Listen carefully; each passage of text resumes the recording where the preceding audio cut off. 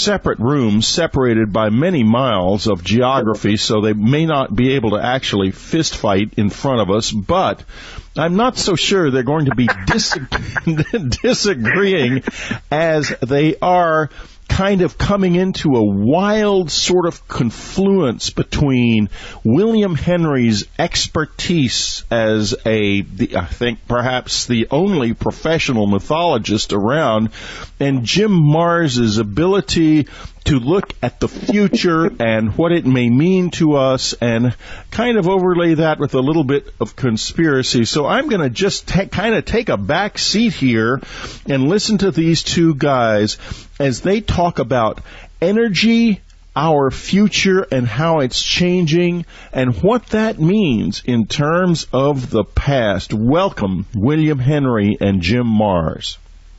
Thank you, Whitley, very much. Yeah. Let me jump in here if I can, William. I think I can get you right on track. I think, we've just passed the mark here where we have now lost 2,000 Americans in Iraq, and that is, of course, the ones that they're admitting to. There is considerable controversy, as many people don't realize, that perhaps some of the casualty figures in Iraq are skewed, and I think there's something to that. For example, if someone is wounded in Iraq and then shipped to Germany to a hospital and they die there, somehow they don't get counted as a casualty in Iraq. But be that as it may, it should be patently obvious to anyone right now that our precipitous invasion and occupation of Iraq obviously had little or nothing to do with weapons of mass destruction. The idea that that was a mistaken belief was laid to rest by the Downing Street memo. So then we're saying, well, we're there to get their oil. Well, that can't be right either, because all you have to do is look at the doubling of gas prices over the past year and the fact that we're not even getting as much oil out of Iraq now as we were before our invasion. So we finally kind of get back to, well, we're just trying to bring freedom and democracy, and that wears pretty thin, too, when you look at the neo-colonial policies, foreign policies of the United States. So there seems to be another reason. There seems to be some other provocation, some other reason that we had to get into Iraq, and I know that you have studied and thought on that, William, so why don't you lay out your thoughts on why do you think we really had to rush into Iraq? Well, actually, it isn't necessarily a rush at this time. I started talking about this in 1998 with Art Bell, saying, it's well known that Saddam Hussein has this belief that he is the reincarnated biblical king Nebuchadnezzar. And as many prophecy watchers had noted back during the first Gulf War in 91, Saddam had spent over $500 million rebuilding Babylon throughout the 1980s. He did this because he believed that he had to duplicate the feats of Nebuchadnezzar and also ultimately to outdo him.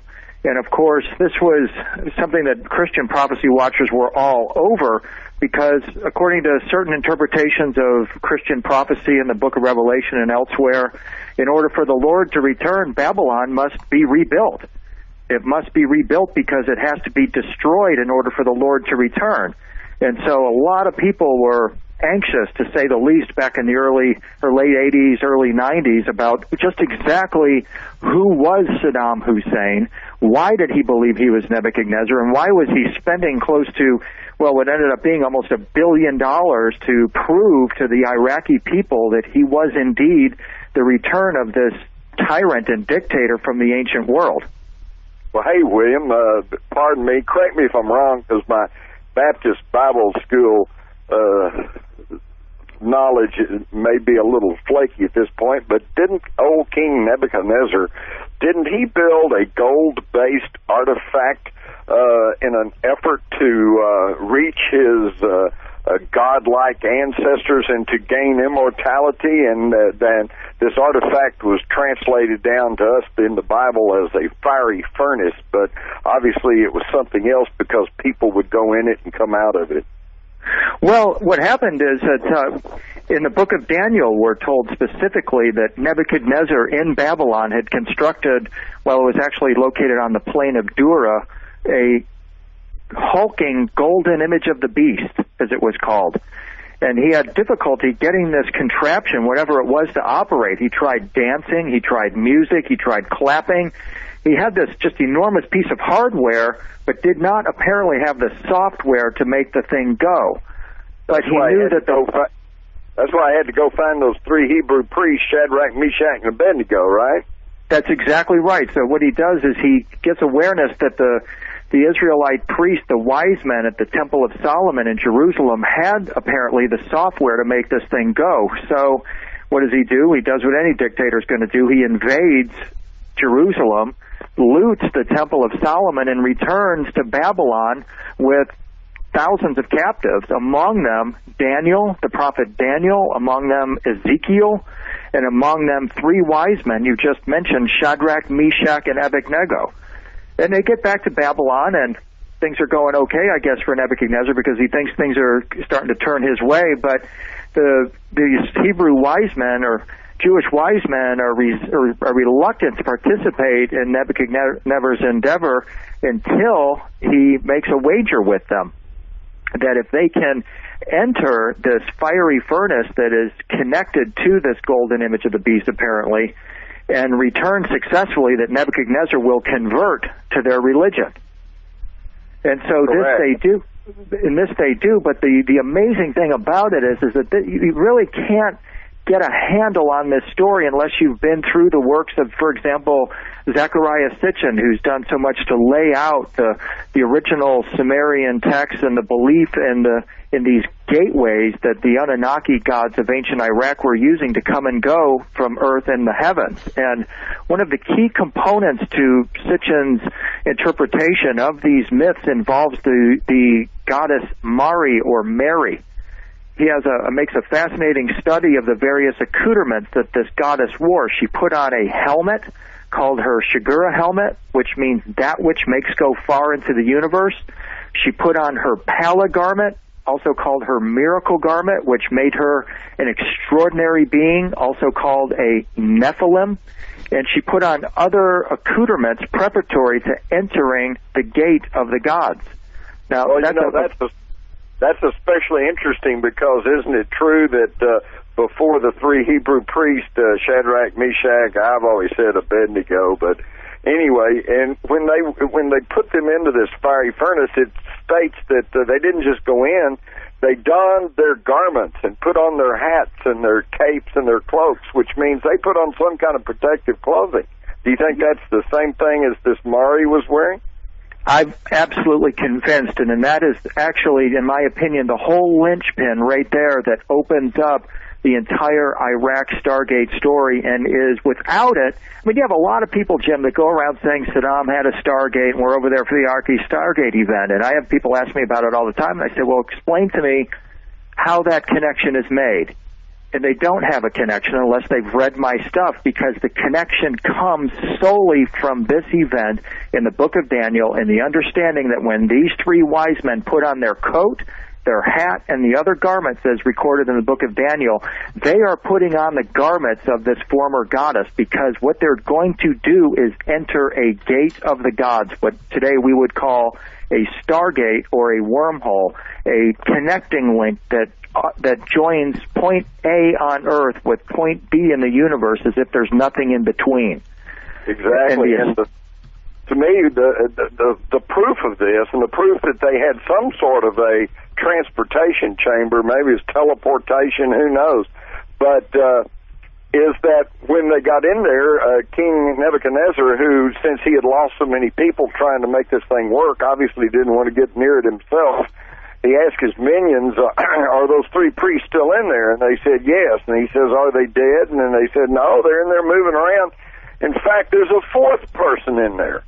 And he said, oh, who's the fourth person? And right there in the Bible it tells us, oh, it's the Son of God.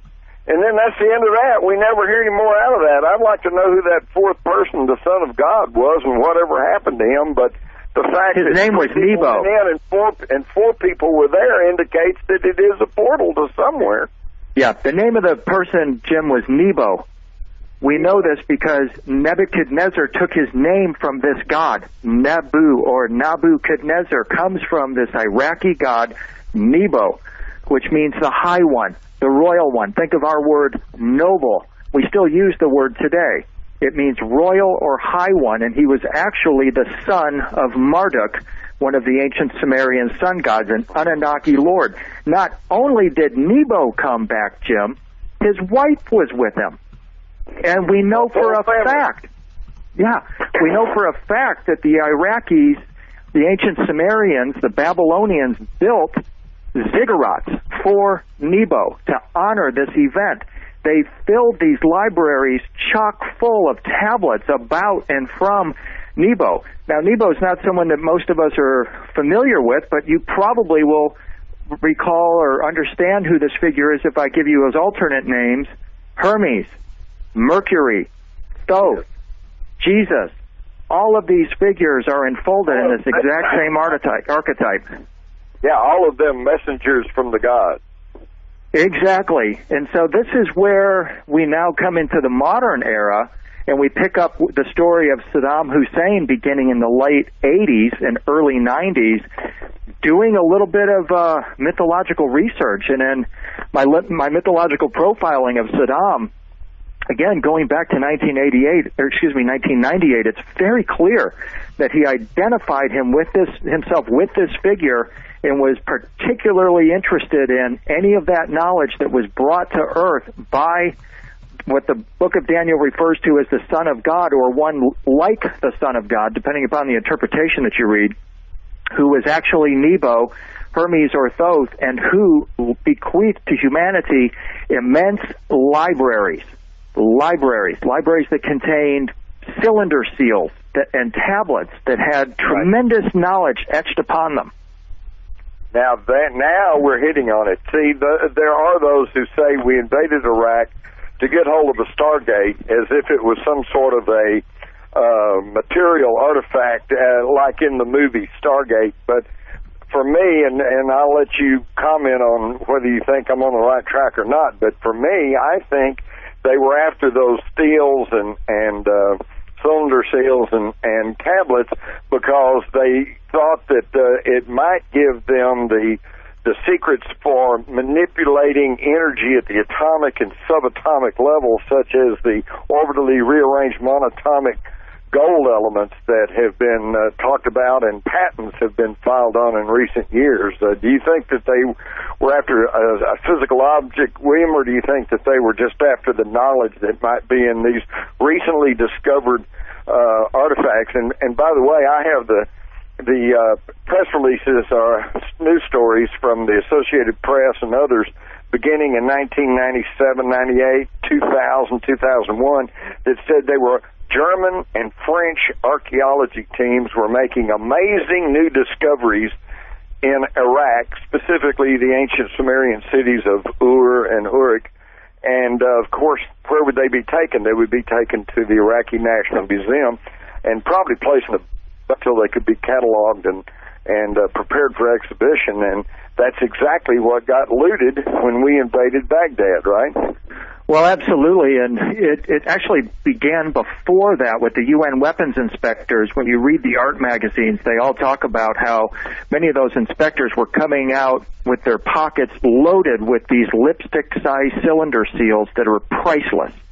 And, you know, you and I, we're guys, okay? We're average guys. We're researchers, and we scour the art magazines, we scour the archaeology magazines, we scour the Internet, looking for samples and examples and evidence of this technology that we're describing here in this science. And gentlemen, we have to scour something else, the minds of our listeners right now, in order to perhaps get them to open their wallets and buy some of the things that are going to be advertised, subscriptions and books and whatnot. A new car maybe this time. This is Whitley Strieber at Streamland. We'll be right back.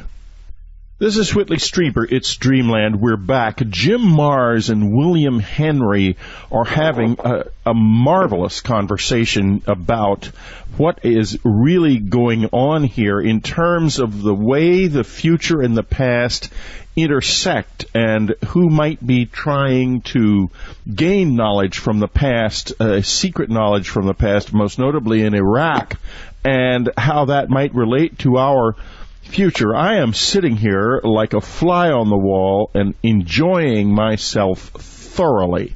It's fascinating stuff, guys, and I'm going to just let you plunge back into it right now.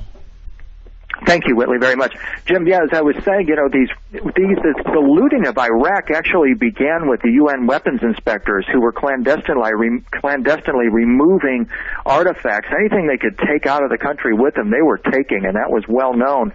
But as you mentioned, without a doubt, we had an absolute target on that Iraqi National Museum. We knew what was there, and look, you don't have to look much further than what is in, like, for example, J.P. Morgan's personal library for examples of the kind of advanced science that is presented on these cylinder seals. I mean, when you look at what J.P. Morgan's boys brought out of Iraq in the 1850s and the 1860s when the looting of that country commenced, we're talking about people having for a very long time an understanding that those libraries over there, which are buried beneath the sands of Baghdad, we've got 20 feet beneath the sands of Baghdad and throughout Iraq, are all the secrets of the Anunnaki gods of the ancient world. And it's been my supposition that what Saddam recognized that he possessed was literally one of the biggest bombs imaginable, because once he released this knowledge that's in these libraries, puff, there goes Christianity. Poof, there goes the Jewish religion, because what we start to realize is that these stories upon which Western civilization hangs its hat are literally based upon Sumerian originals. And once that is fully recognized, it brings about a giant question mark about the source of Western civilization. You're absolutely right, and if that's not momentous enough, though, there's also the technological aspect of it, which is that, we've often marveled and wondered how the Great Pyramid was built, and some of these other wonders of the ancient world, most of which are no longer around. But and we have the ancient records both in the Hindu Vedas and in the ancient Sumerian text of things flying around in the sky and all kinds of things. So we've got the technology involved, which would involve the manipulation of energy. And once we're talking about this, once we're talking about changing the basic form of atoms, rearranging the atom from within, everything that we think of as reality, the four basics of the earth, wind, air, water, fire, earth, all of that is basically made up of the same atomic structures, just they're different only in their arrangement. And once you could rearrange that, then you can it's limitless. We're talking about faster than light speed travel. We're talking about anti-gravity. We're talking about perhaps time travel or interdimensional travel, and of course this is where cutting edge physics is taking us right now. Well, you can perfectly well see that minds within the Pentagon or within the Langley, they can, not only do they want that knowledge, but then they've got to see that knowledge doesn't fall in the hands of our perceived enemies. Well, that's right, and as we know, and as I believe you're going to discuss in your presentation as well, the Nazis were very interested in this too, and here's heavy into it, and we have to just remind everyone, as I alluded to a moment ago, this race to Babylon actually commenced in the 1860s when American scholars from Yale, from Harvard, from University of Chicago, from Penn were digging up the sands of Iran and Iraq, seeking to prove that the Bible was true. And they brought home incredible artifacts that reference the book of Ezekiel, the story of Ezekiel, and other biblical references that established in many people's minds that, hey, there's no question that the biblical stories are actually true. Well, they were in a race with the German scientists and archaeologists who were looking at the same evidence, looking into the same temples, but seeking to prove that the story of Atlantis was true. And that was the dividing line, and that, of course, spun into the occult war of World War II, where the two sides lined up to see who was going to actually create the new Atlantis. Was it going to be Nazi Germany, or was it going to be the United States of America? And here we are today, right back in the same place, looking at the same evidence. With some of the same old Nazis running the show. No. Talk about that, Jim. I mean, how does that...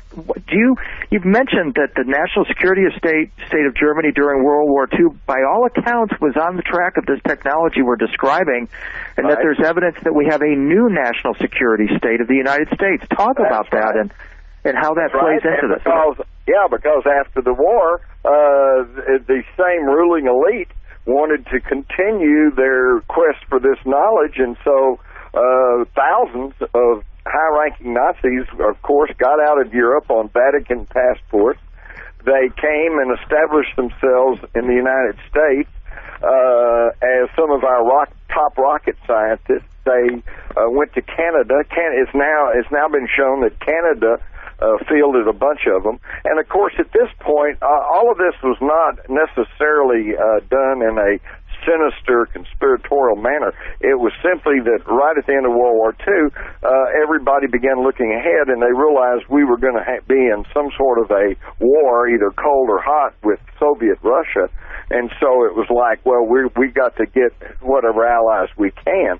And so we just brought the Nazis in wholesale, and they folded themselves neatly right into our emerging national security state, which was, given the stamp of approval and the legislative and lawful background in September of 1947 with when Harry Truman signed the National Security Act of 1947. And, it's really interesting to me that there's a story I got from a congressional investigator who said that Harry Truman's mother was dying back in Missouri, and he wanted to rush to her bedside, but they held him up at National Airport there in late September 1947 for hours just so they could rush the National Security Act to him for his signature and make it law. And why the rush?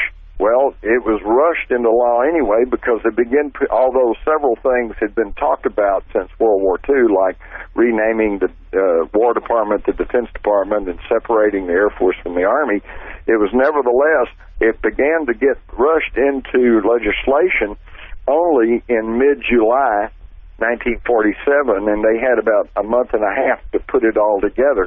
And why the rush? Because I think it had to do with the events in Roswell, New Mexico, the 1st of July, 1947. Something crashed there, and they didn't want us to know about it, so the official approved press release that said we've captured a flying saucer became, no, they just found a weather balloon, and they were all mistaken.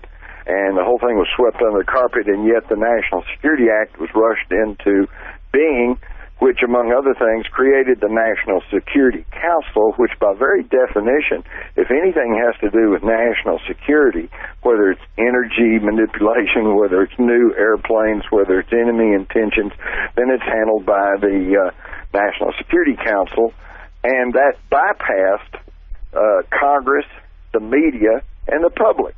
And this is when we began to have this super-secret national security state. And I agree with you, William, that I think at the heart of this was the quest for this ancient technology and this ancient knowledge, some of which has been kept from us, by the way, because you were talking about Hermes and all the various names. Don't you agree that one of the ways they have kept us from really figuring all this out is because every time a new civilization comes along or a new language comes along, they change the names. And so, everybody goes, well, is it Zeus or, is it Thor or is it, the basic concept is always the same, but the name is always changed. And I think that's just to keep people confused. Yeah, without a doubt. I mean, and that's the easiest way they do it is by changing the language, and we're probably gonna see that in Iraq today. I mean, it's not a joke. I mean, it's very serious that I think we should just change the name of the place over there to America. Let's spell it Ameriqa. There you go. Guys, here, wait a minute, Jim. Hello. This is the great voice in the sky here, bringing you both down to earth because we have to take a little break. And when we come back, I'm listening to this, and I have a question for both of you, and I want you to just kind of riff on it when you come back. And that is, why? Is there some kind of larger presence here that has something akin to the New World Order, but kind of even deeper, more deeply hidden, that's got an agenda for this world and this species? And if so, what is that agenda? We'll be right back. This is Whitley Strieber, it's Dreamland, and Jim Marrs and William Henry are on the agenda here today. We are talking about, or they, I should say, are dialoguing about some of the most interesting stuff I've heard in a long time. Where are we going, and where are we coming from? What is being stolen from us about our own pasts in order to manipulate the way that mankind goes into the future? Guys, let's just keep rolling. Well, I'll take a shot at that one, Whitley. I think it goes to what Jim mentioned a moment ago, the Roswell crash in '47. By all accounts, the beings that crashed on that day were what we might describe as the Greys, which perfectly match with a group of ancient beings that the early Christians, the Gnostic Christians, called archons. These are non-organic beings that do not have a divine spark within them. We have it, they're jealous of us, and they want to take it from us. And when we look into the ancient world, we find that, for example, the first Christians especially were vitally concerned about the relationship with these archons and how to evade them and to get beyond them to return to the source of the heavenly realms from which we came. The way that the archons operate, it appears that they harvest human fear. They operate on the premise of terror, and what they seek to do is to keep Earth in its present status as a terror farm or a fear farm. And in my opinion, that's a large part of what's happening today. I mean, I've spoken before that in George W. Bush's inaugural speech, in a 14-minute speech, twice he asked the question, does the angel in the whirlwind still direct the storm? Does the angel in the whirlwind still direct the storm, referring to America? Well, when I looked up the source of that statement, it came from a poem by Joseph Addison, and the second or the third and fourth lines of the four-line quatrain in which that statement is contained says that the angel in the whirlwind directs this storm, and he hurls death and terror over the guilty land, which we presume to be America. And so the ultimate thing would be here to ask the question, is the Bush administration in league with the angel in the whirlwind, who indeed precisely matches with the description of the archons in the ancient world? And is this endeavor that we're all involved in Iraq a move by these watchers, as they are also called in the Bible? Is our endeavor there a means by which we are going to retrieve this technology for them, or is there some other scenario that's being painted here? I personally think that it all relates to this relationship between us and this extraterrestrial species. Our present administration is operating as minions of them, and we're all going to pay the price as a consequence of what they're doing and not telling us about. Now, if they feed off our fear, we're headed for a mega catastrophe, a dieback of the human species, in fact. And I have seen a pattern in the Bush administration of intentionally ignoring these impending disasters when they would be easy to control, and pretending that they don't exist, like global warming. It's not rocket science to begin to effectively control the amount of emissions human species generate. But what we're not being told is that the sun is contributing to this. Most people don't realize it, but the polar caps on Mars are shrinking on Mars. Now, I don't recall anybody on Mars. There's only one car on Mars, and it's electrically powered. Right. So there's no greenhouse gases being emitted by any human beings or anybody else up there that we know of. Well, so, Whitley, let me just finish, just a second. So what if they feed on our fear, and I'm willing to buy into that possibility, then why do they also want us gone? Well, because it's part of the natural cycle, I think, Whitley, that you have not only the archons running the show, but you also have the forces that are interested in the ascension of the human species as well.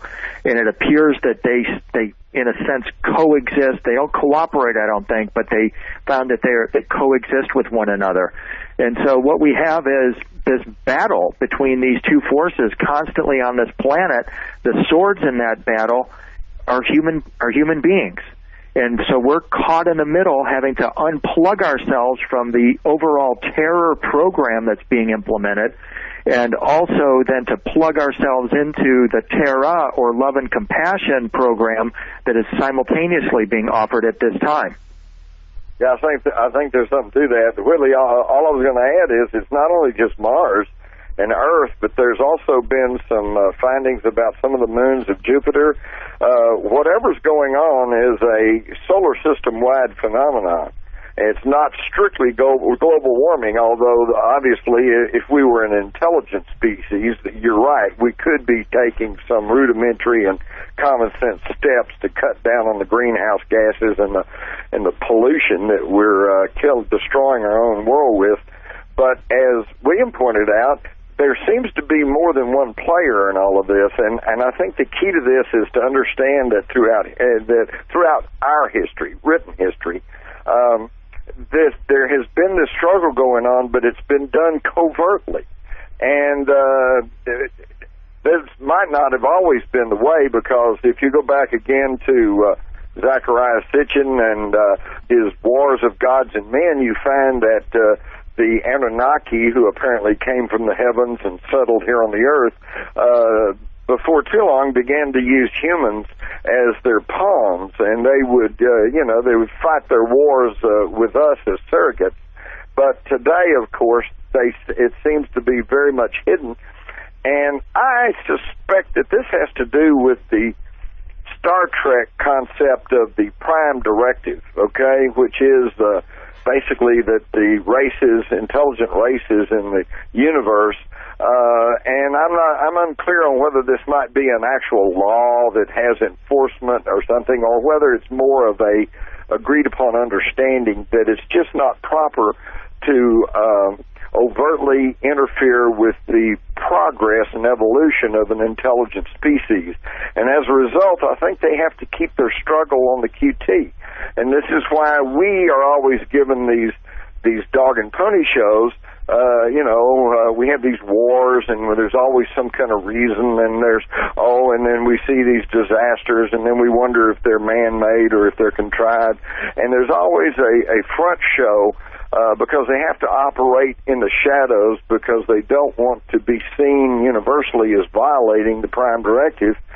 And this gives me hope, because this means that we're not under the control of just one particular group. If we were under the control of some group of, say, aliens, and they had all this advanced technology, then why don't they just come down and eat us and burn our cities or whatever it is they're going to do?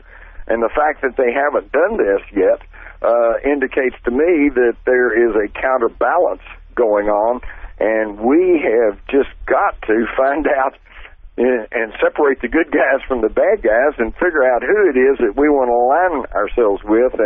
And frankly, based on everything I know and based on what Whitley and William just said, I don't think the Bush administration are those folks. I don't think they're the ones we need to be aligned with.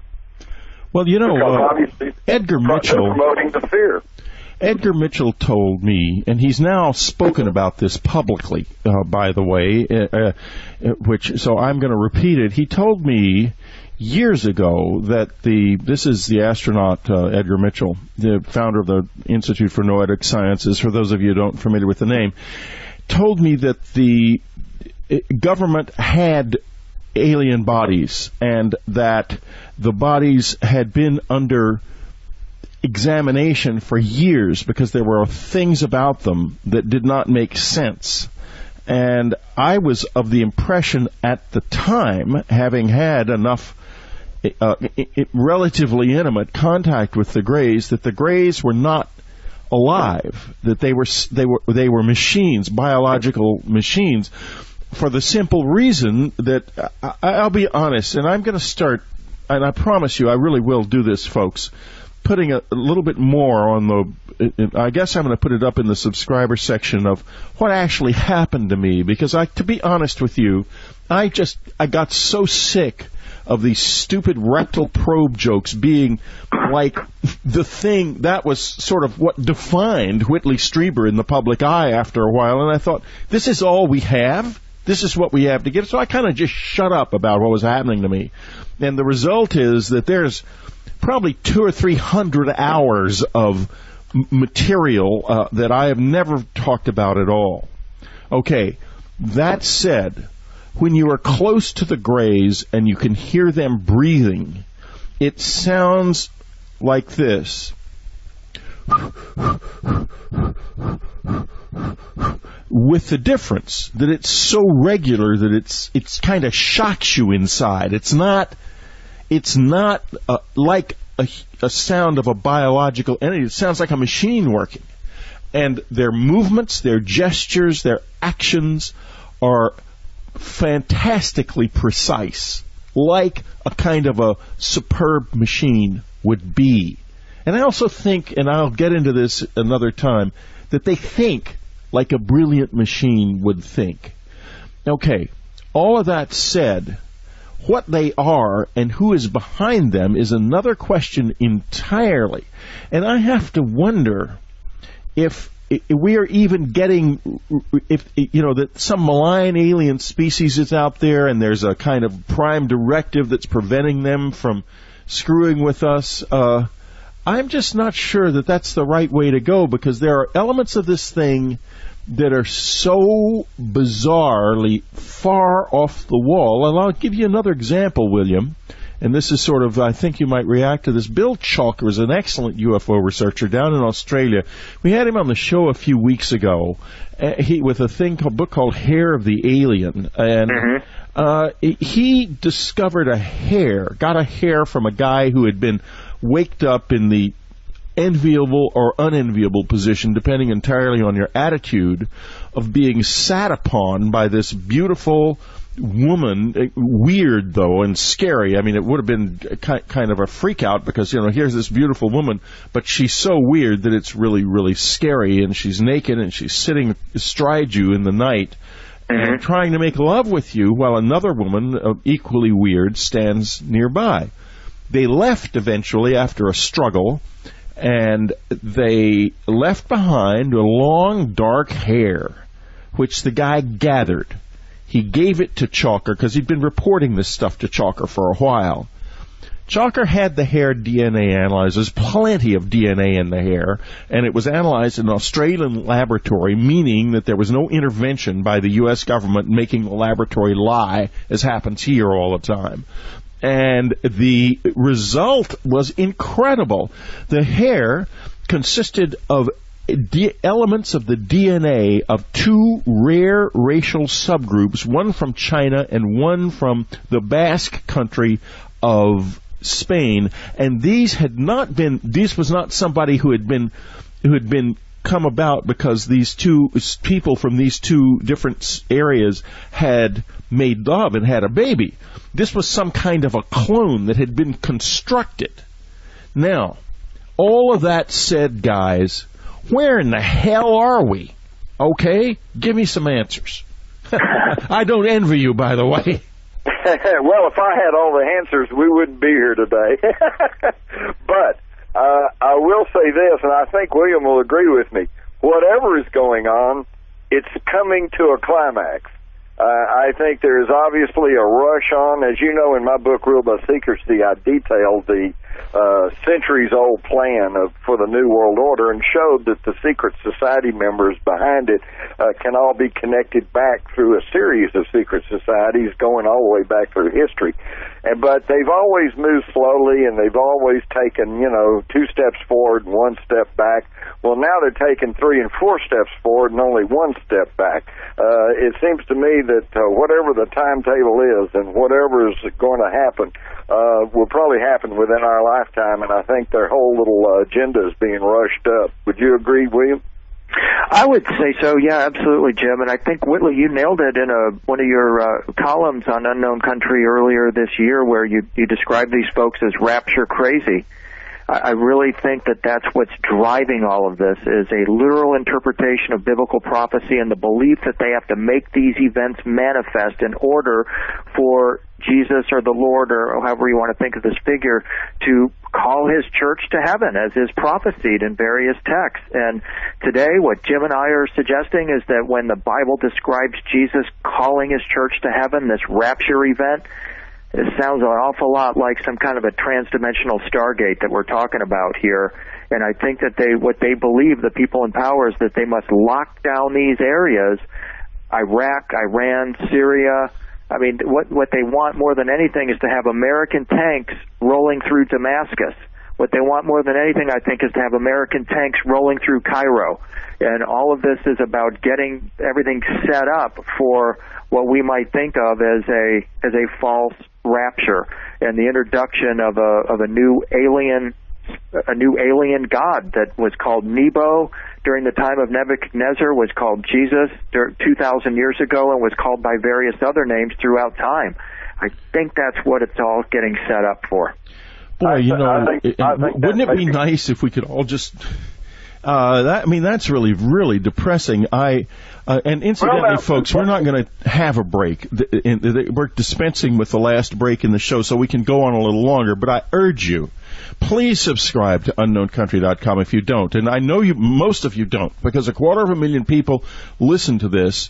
About 2,500, or 1% of you, are actual paid subscribers to the website. And it depends absolutely on that. It can't live without that. Ann and I contribute about $750 a week to the running of the website.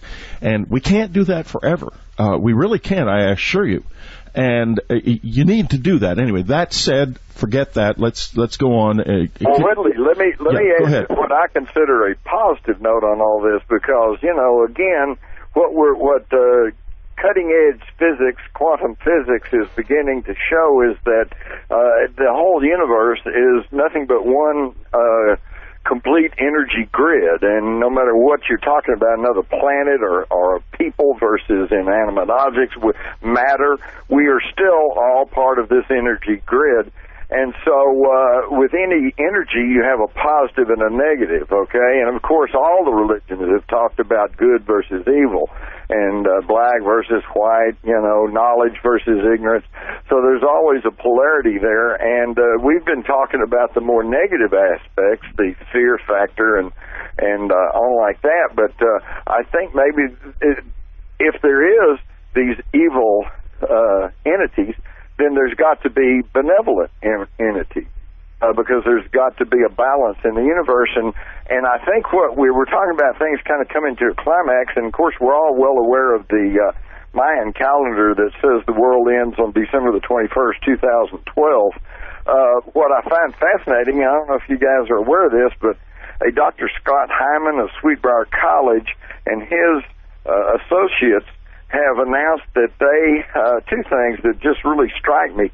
Number one, they have picked up low-frequency radio wave images coming from the center of our galaxy, and seeming to be beaming outward. And then what we find is that... I heard about that. Wait, Jim, I just heard in passing about that. Tell us a little bit more about that. I was fascinated by that. I know it. This is really fascinating, because what they show is, number one, the precession of our sun. On December the 21st, 2012, our sun will be in a direct alignment with the center of the Milky Way galaxy. Now, isn't that interesting? And they say, too, that they have found these low-frequency emissions coming from the center of the galaxy. It's almost, I don't know. I'm not sure what to make of all this. Well, low-frequency radio emissions affect the human body. Of They course. affect the brain. I'll tell you what the brain emits. It emits a radio signal. It emits a harmonic, a little section of an ultra-low frequency radio wave, which is in sync with ultra-low frequency waves that are always being emitted by the Earth itself. There is a connection there that we have never been able to determine if it had any kind of psychological significance, but when submarines, U.S. submarines back in the 50s and early 60s were experimenting with ULF, ultra-low frequency radio transmission, they discovered that certain frequencies would derange the people aboard the submarines, and the one that went down, the Thresher, might have been, disorient, might have gone down because the crew became disoriented during one of these experiments. So they have a profound effect on us. So where... And it may already be affecting us because, if I'm not mistaken, and I'm forgetting now what the exact frequencies were, but it seems like that in years past, the human frequency was something like 7.8 megahertz or something like that. It's something like that, yeah. That's the Earth. Yeah, I covered this. It's changed in recent years. It's now a different frequency. I covered this subject I covered this subject in my lecture DVD, Stargate 2012, Surfing the Tides of the Milky Way. And yes, you did. And folks, by the way, that's available from the unknowncountry.com store. It's on sale, in fact. Dan whispers in my ear.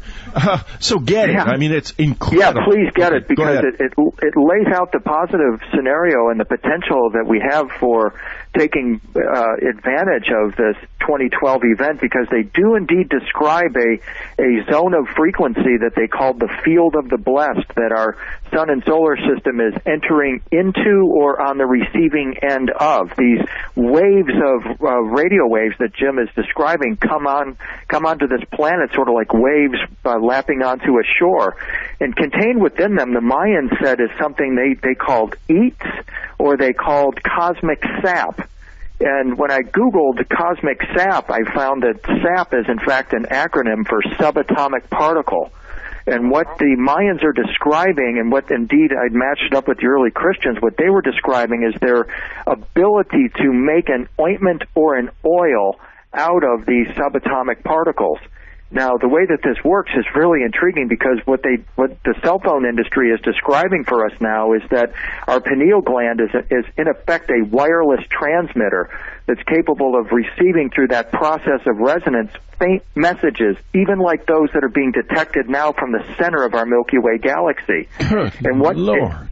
And what can theoretically happen here, Whitley, and what I think we're all being asked to learn how to do, is how to decalcify our pineal gland so that we can enchrist our brains so that we're capable of receiving these messages, because contained within these messages are secrets that release the secretions from within our pineal gland that transmute us into higher beings. We have come to the end of Dreamland, but not to the end of this conversation, guys. If you can continue with me for another half hour to 45 minutes, is that possible? Sounds great. Sure. Okay, fabulous. We're going to continue this in the subscriber section. I want to know what to do, guys. I want to be in that number. And I think maybe, contrary to the screaming fundamentalist hate mongers who are sucking up the great mass of people, and maybe these are the ones that are going to be judged, maybe the little tiny group who know how to do what you just described are going to be the ones that do respond to this in a positive way and open themselves up to what Jesus admonished us and promised us was there, the kingdom of heaven within.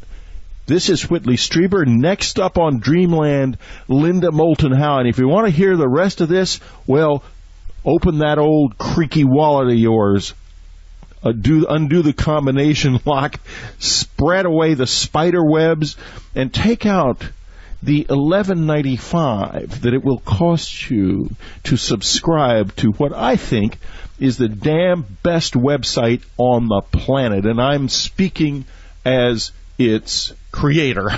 Guess what? We'll be right back.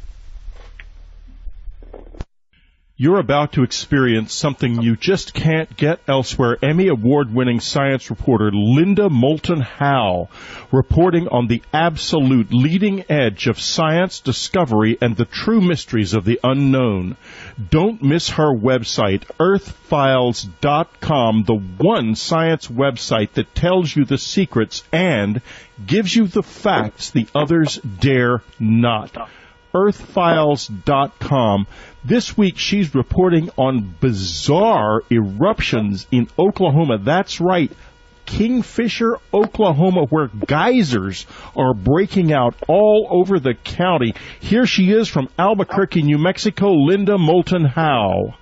Thanks, Whitley. And that's right, uncontrolled eruptions of methane gas, water, and mud were still spewing between Kingfisher and Okarche, Oklahoma, on Thursday, December 15th, after first appearing a week ago on Friday, December 9th.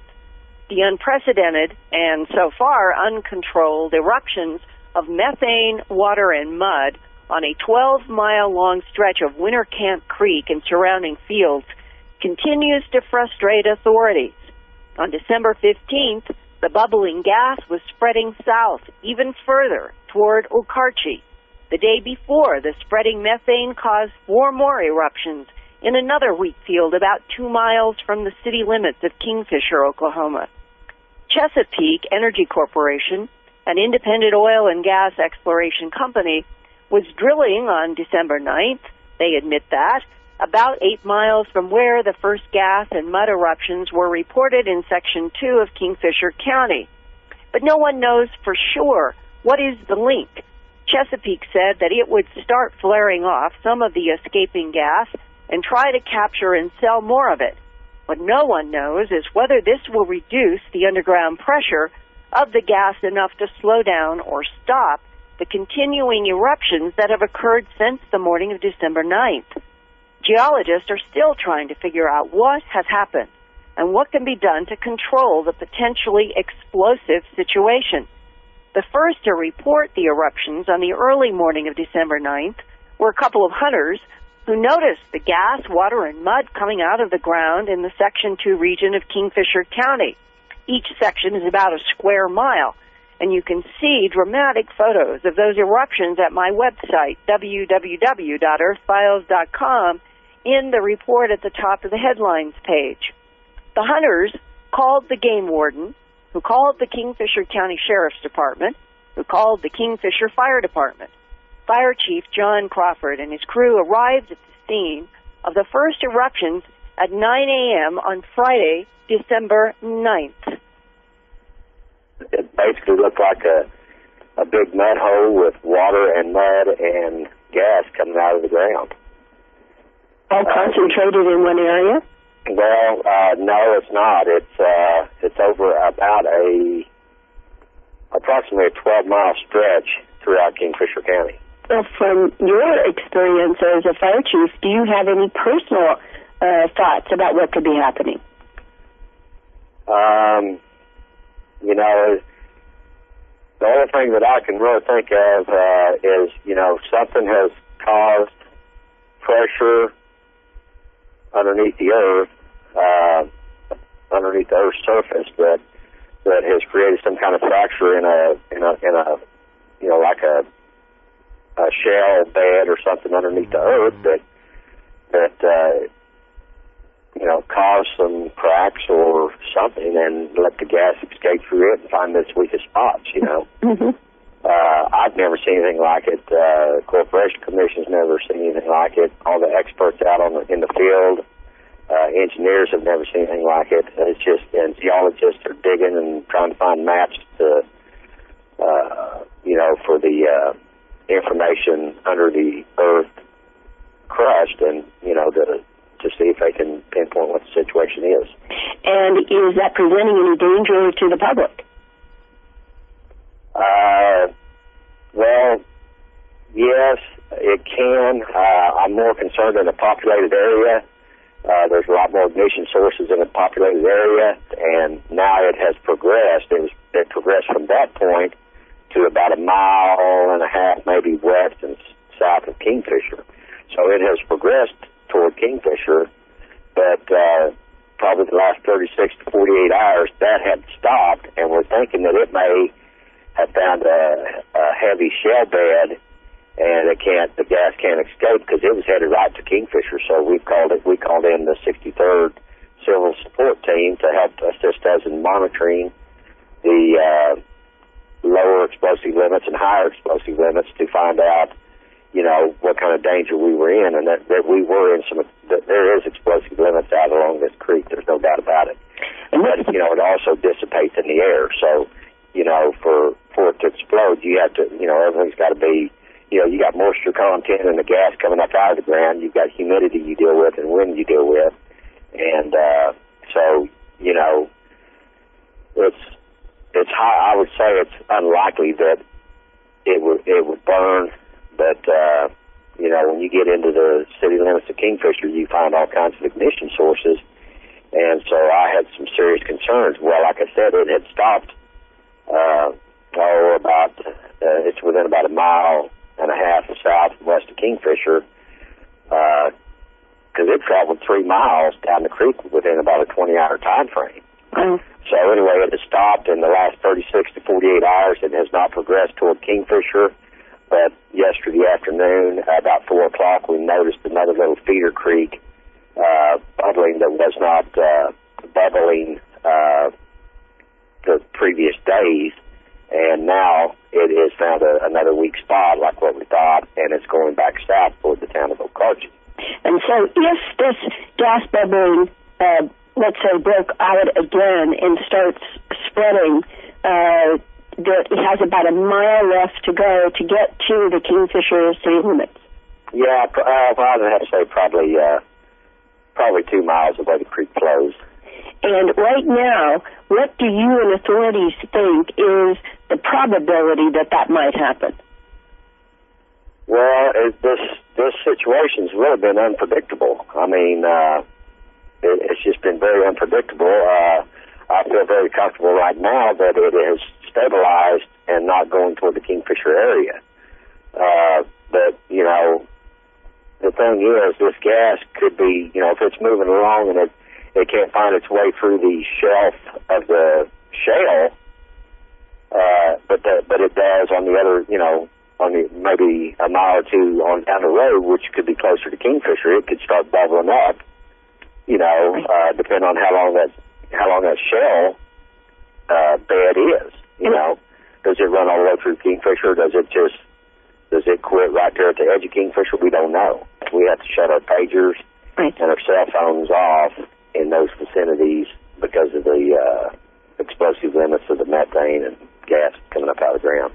So it's really dangerous for all of you to be out there where there's this much methane coming from the ground. Yes, I mean, they're at explosive limits. The explosive limit is level 10, and sometimes you might read the level might be 2 or 3. It could be 12 or 14. We've had it as high as I think it was 37. Wow, what was that 37?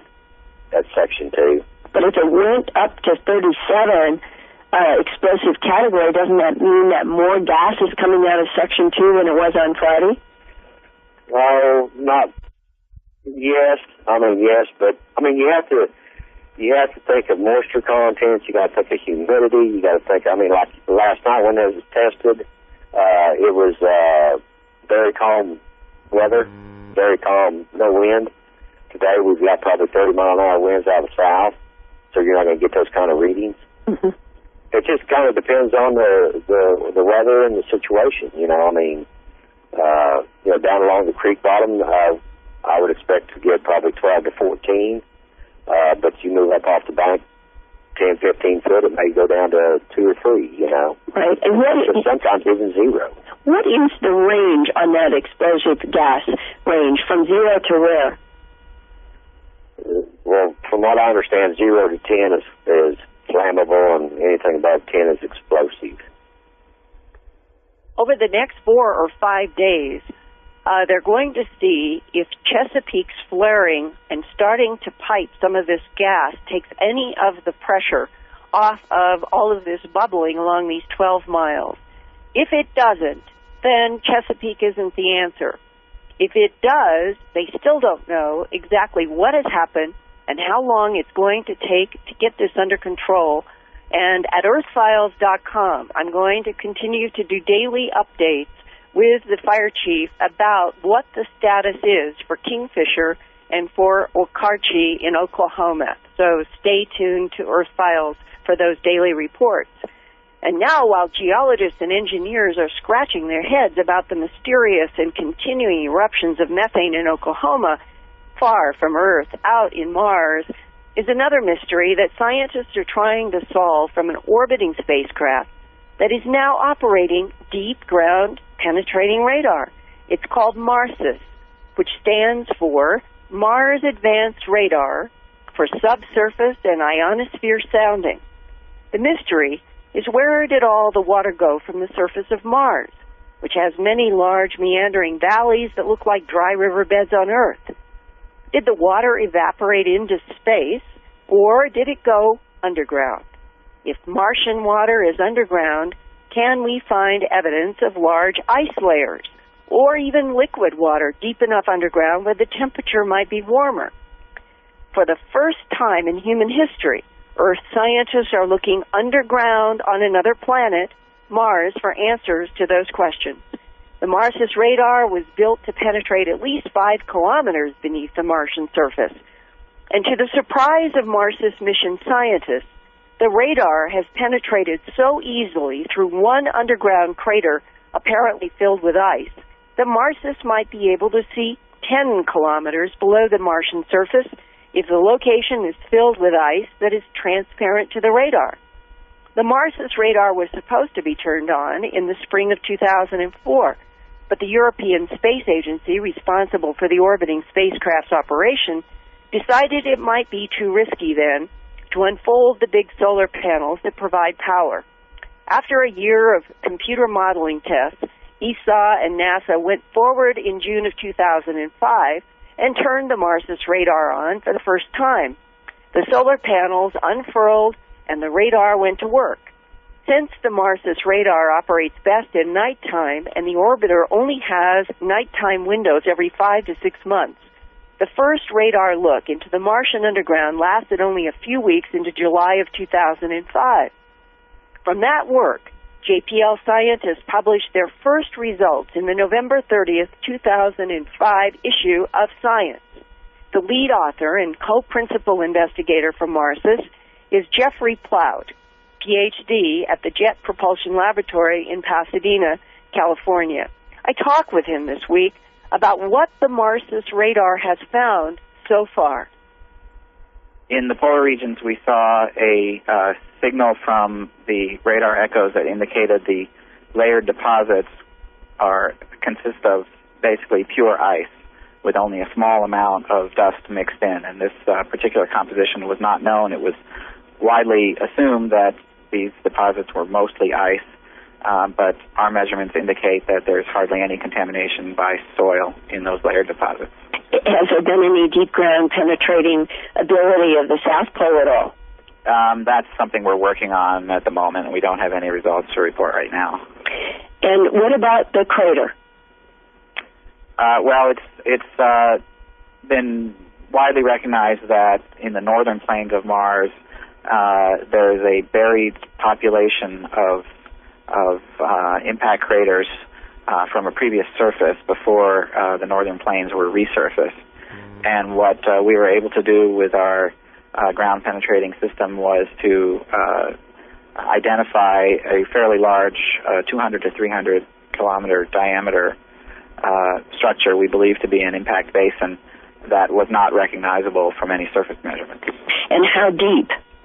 We believe the rim structure is very shallow buried, just a few hundred meters perhaps, but we also made a detection of a buried layer fairly deep, about 2 to 2.5 kilometers deep, that is either the floor of the basin or some intermediate layer of basin fill material. But we don't have any indications of liquid water from any of these observations, but it is very interesting that the signal penetrated quite easily through about 2 kilometers of material within this crater, and that suggests to us that material is probably ice-rich. So although we don't have signs of current liquid water, it's likely that at one time this crater was filled with liquid water, which quickly froze over and was trapped in the subsurface for probably several billion years.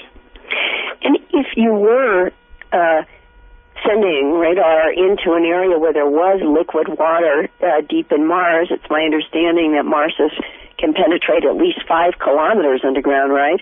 The penetration depth depends on several factors. One is very important, is the material that you're penetrating through, and we've shown that that ice is actually fairly transparent to the radar.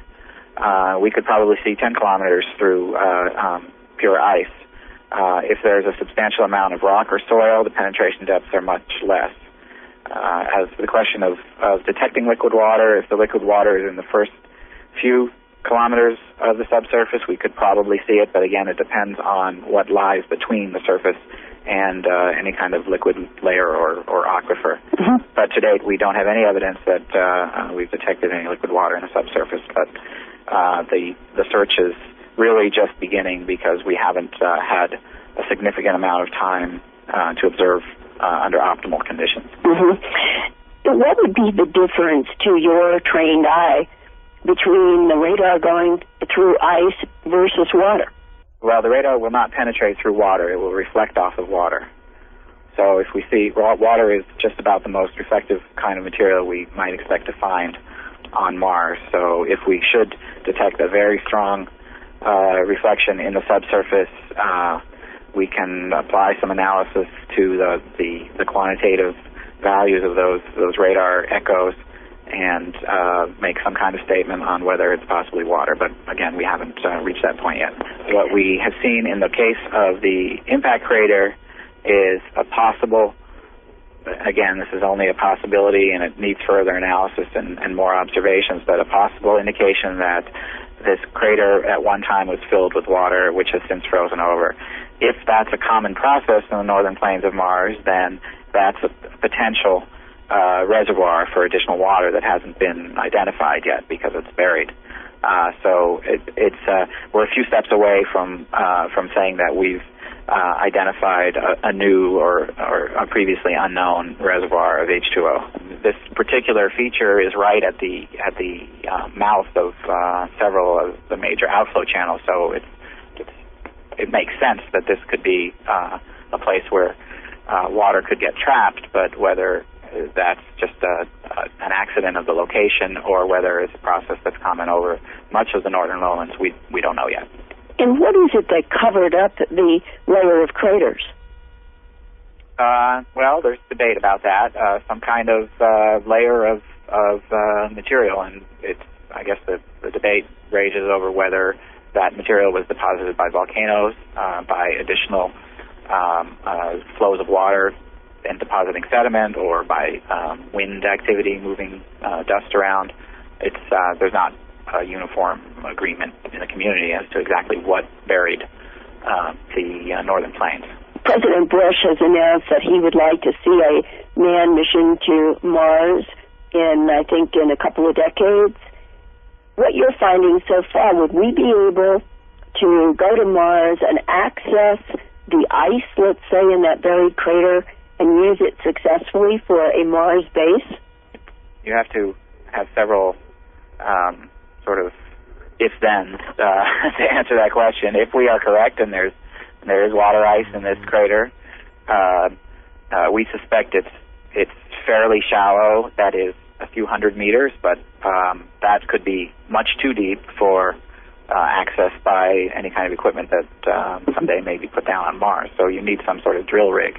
May not be the easiest point to access ice on Mars.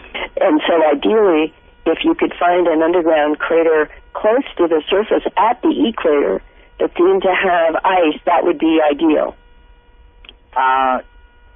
Yeah, I think so. I have heard discussions about accessible water, whether it's liquid or ice, as being an important factor for a manned mission. Right. So yeah, sure. If there were confirmed deposits of water ice at the low or mid latitudes, that could be important for a future manned mission. For the next few months, Marsus will focus on the Martian southern hemisphere, and then the orbit will be on the day side, so they will back off for a while, and then toward the end of 2006, we'll get back into the night side in the northern hemisphere, where Marsus will look for more underground ice layers in that pole and where the orbit goes over the northern hemisphere. The mission is scheduled to continue for 2 more Earth years until the end of 2007. After that, it's up to the European Space Agency to budget more money to keep the radar going, because right now it's so healthy, those solar panels might keep it up there for a long time. And it's ironic that it's human budgets back on Earth that are controlling the length of these missions, Whitley. Linda, it's most interesting because I guess we'll just have to see. Do you think they will continue the budget for it? I think it's probably going to be dependent upon what the radar has found over the next 2 years, right, how complete it's mapped, and how it's going to fit in to this, I'm going to call it a plan for a Mars manned mission, because they may need very much this data to decide where, if we are going to start planning a manned mission to Mars, we're going to have to find some location near the equator, which is where it would be the warmest, the longest of any given Martian year. And then, as I had asked him, if it were in the cards, really luck, that we could find an underground source of ice that was not too deep and near the equator, then the manned mission would have water there at least to process. Boy, I have to tell you, that would not be a mission I would like to go on. Of course, that'll never happen. But, you know, Linda, there's so much lore about Mars in the UFO world, including the fact has recently occurred again, that close movement of Mars close to the Earth, when Mars is in Earth opposition, UFO sightings increase. It's not that people are seeing Mars, it's unusually bright in the sky. The UFOs that are reported have nothing to do with the planet Mars. They're more or less normal UFO sightings. They just tend to be more of them and more elaborate. And, I have to ask the question, is Mars really what it seems? What do you think? It's an interesting question, because in the human abduction, we'll call it the human abduction syndrome subject, there have been people who have said that they have encountered something that they considered to be non-human, taken aboard a craft. And in some of those cases, some people have said that they have some information that there, at least at some point, there has been some kind of extraterrestrial interaction with the planet Mars. If it's in the past, then would it be that only archaeology would be found by our manned missions exploring? Well, if that's the case, though, and NASA sends the mission, then we will never know. Because they would cover it up. Of course. Simply because it's something not necessarily that should be kept secret, but because it's something that the bureaucracy at NASA doesn't expect, and therefore they won't talk about it. Well, it's like they have to get past the hurdle of announcing we're not alone in the universe. And yes, Earth has been visited in the far distant past, the present, and no doubt in the future, and that in that timeline of visitations to the Earth, we know that there have been visitations and perhaps settlements on Mars, and it's like that's the so-called coherent story. And if they go to Mars and they do find artifacts, you're right, they probably wouldn't announce those before they get around to saying we're not alone in the universe on the Earth. Isn't it like we are living in an Alice in Wonderland time where everything is backwards and upside down? Well, I go back a long way with the Mars Space Project. I was involved in it I guess, by Richard Hoagland when it was very new, even so long ago that the Internet was just very, very new. There was no Internet. There was just email, and we were having an email conference about it. And among the things that, this was before I had my close encounter, and it was in September, I believe, before that, and it was almost as if my interest in Mars seemed to almost to trigger what happened to me then in December of 1985.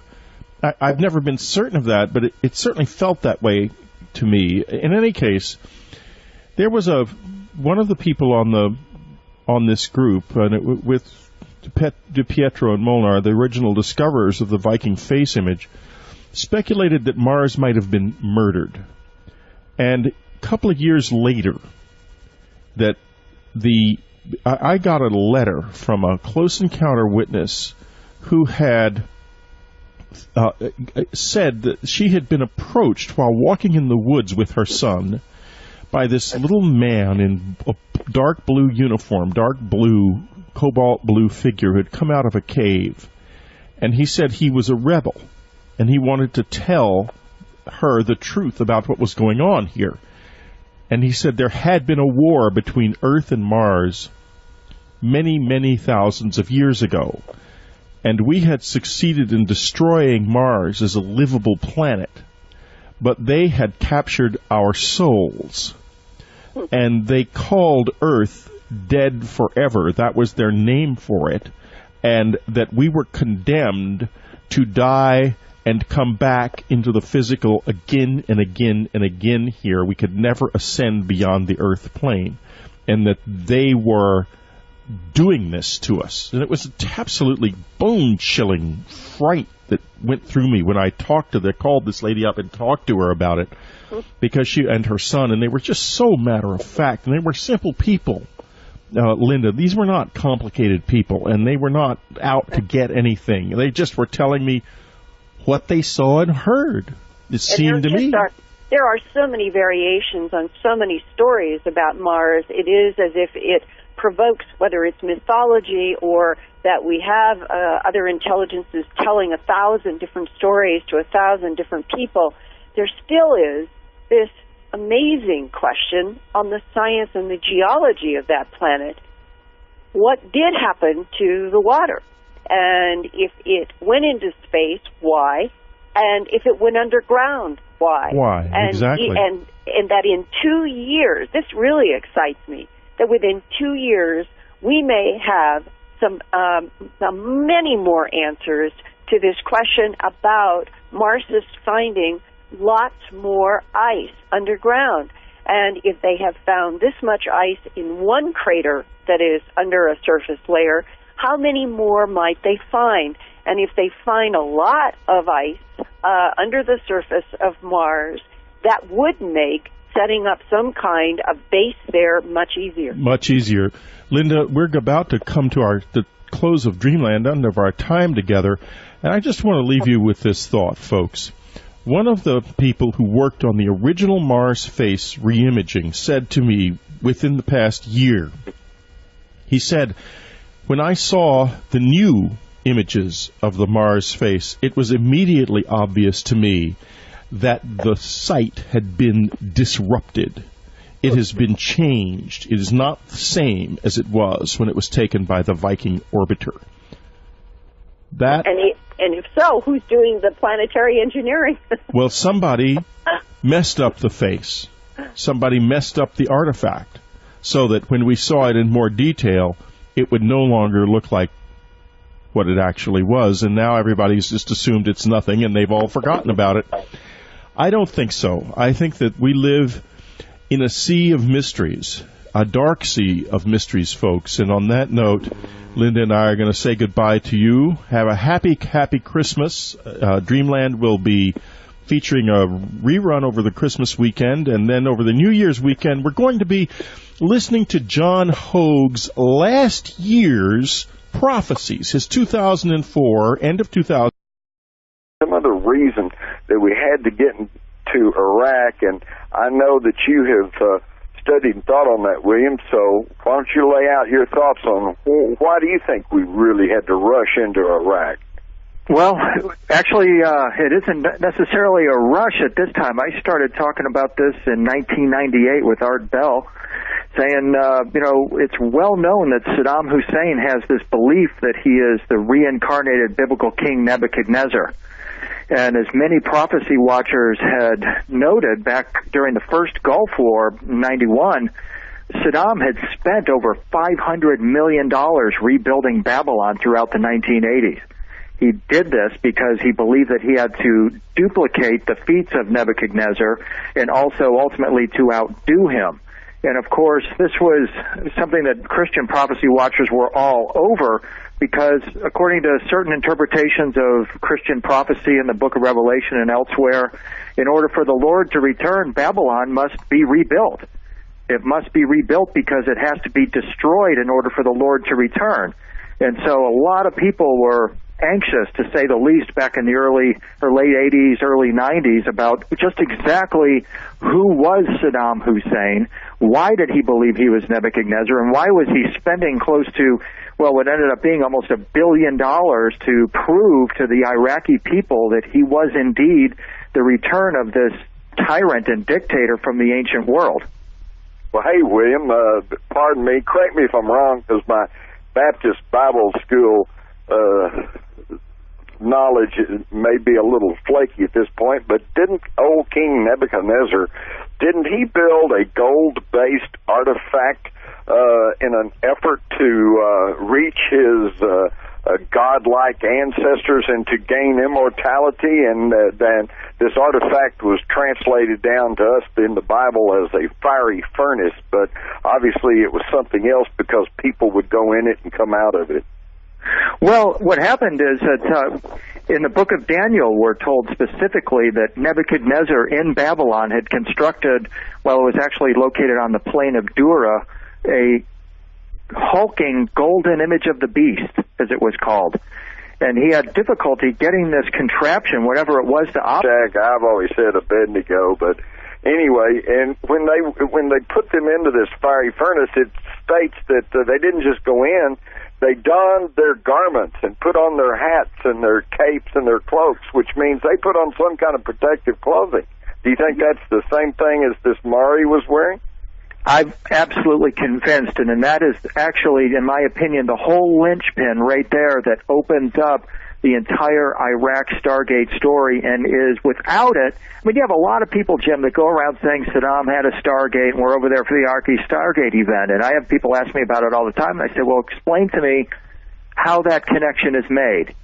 And they don't have a connection unless they've read my stuff, because the connection comes solely from this event in the book of Daniel and the understanding that when these three wise men put on their coat, their hat, and the other garments as recorded in the book of Daniel, they are putting on the garments of this former goddess, because what they're going to do is enter a gate of the gods, what today we would call a stargate or a wormhole, a connecting link that joins point A on Earth with point B in the universe as if there's nothing in between.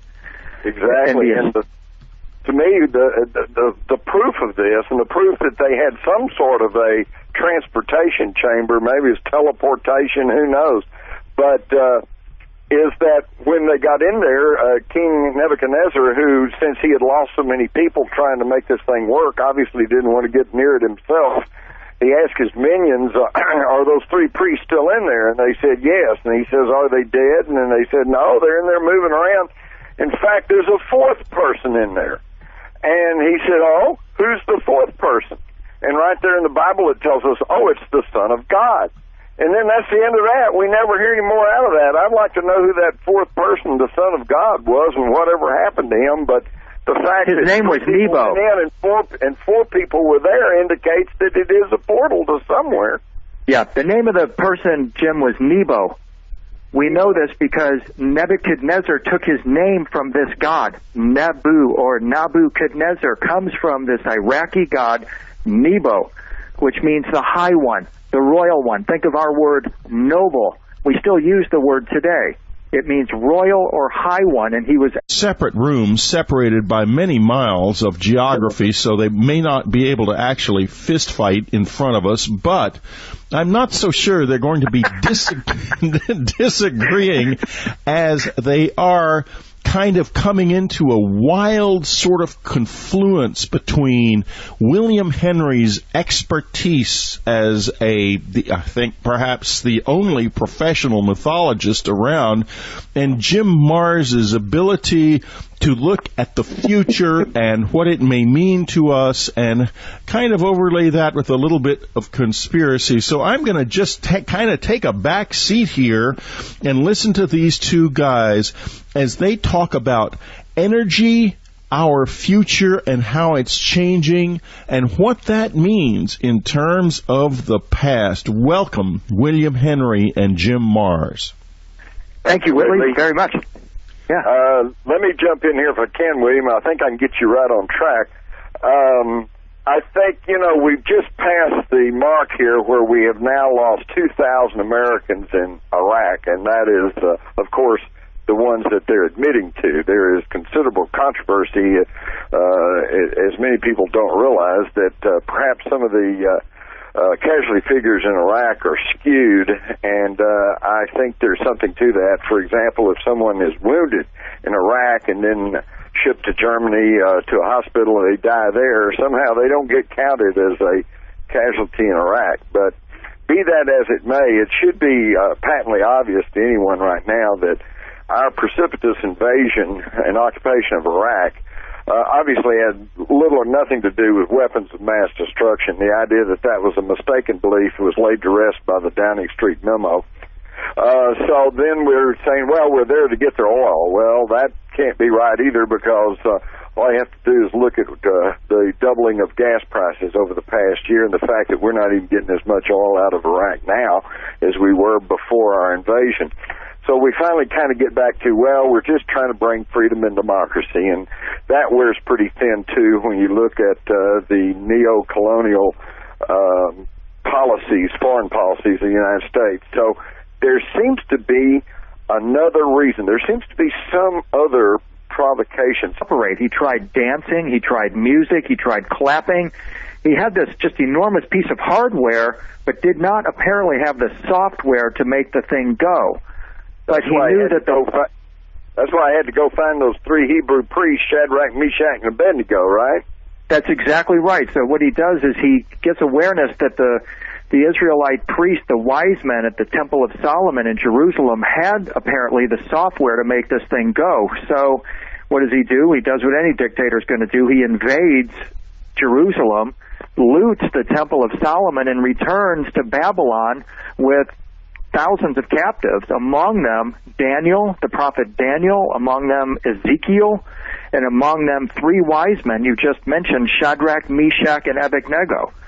And they get back to Babylon, and things are going okay, I guess, for Nebuchadnezzar, because he thinks things are starting to turn his way. But these Hebrew wise men, or Jewish wise men, are reluctant to participate in Nebuchadnezzar's endeavor until he makes a wager with them that if they can enter this fiery furnace that is connected to this golden image of the beast, apparently, and return successfully, that Nebuchadnezzar will convert to their religion.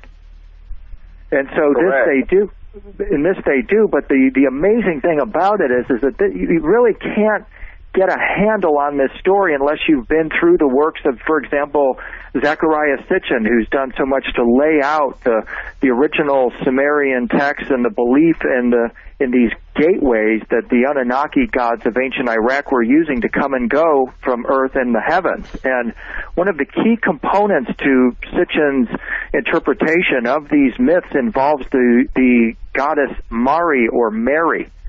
He makes a fascinating study of the various accoutrements that this goddess wore. She put on a helmet called her Shigura helmet, which means that which makes go far into the universe. She put on her Pala garment, also called her miracle garment, which made her an extraordinary being, also called a Nephilim. And she put on other accoutrements preparatory to entering the gate of the gods. Now, That's especially interesting because isn't it true that before the three Hebrew priests, Shadrach, Meshach, actually the son of Marduk, one of the ancient Sumerian sun gods, an Anunnaki lord. Not only did Nebo come back, Jim, his wife was with him. And we know for a fact, we know for a fact that the Iraqis, the ancient Sumerians, the Babylonians built ziggurats for Nebo to honor this event. They filled these libraries chock full of tablets about and from Nebo. Now, Nebo is not someone that most of us are familiar with, but you probably will recall or understand who this figure is if I give you his alternate names: Hermes, Mercury, Thoth, Jesus. All of these figures are enfolded in this exact same archetype. Yeah, all of them messengers from the gods. Exactly. And so this is where we now come into the modern era, and we pick up the story of Saddam Hussein beginning in the late 80s and early 90s, doing a little bit of mythological research. And then my mythological profiling of Saddam, again, going back to 1998, it's very clear that he identified himself with this figure and was particularly interested in any of that knowledge that was brought to earth by what the book of Daniel refers to as the Son of God, or one like the Son of God, depending upon the interpretation that you read, who was actually Nebo, Hermes, or Thoth, and who bequeathed to humanity immense libraries that contained cylinder seals and tablets that had tremendous knowledge etched upon them. Now we're hitting on it. See, there are those who say we invaded Iraq to get hold of the Stargate as if it was some sort of a material artifact, like in the movie Stargate. But for me, and I'll let you comment on whether you think I'm on the right track or not, but for me, I think they were after those seals and cylinder seals and tablets because they thought that it might give them the secrets for manipulating energy at the atomic and subatomic level, such as the orbitally rearranged monatomic gold elements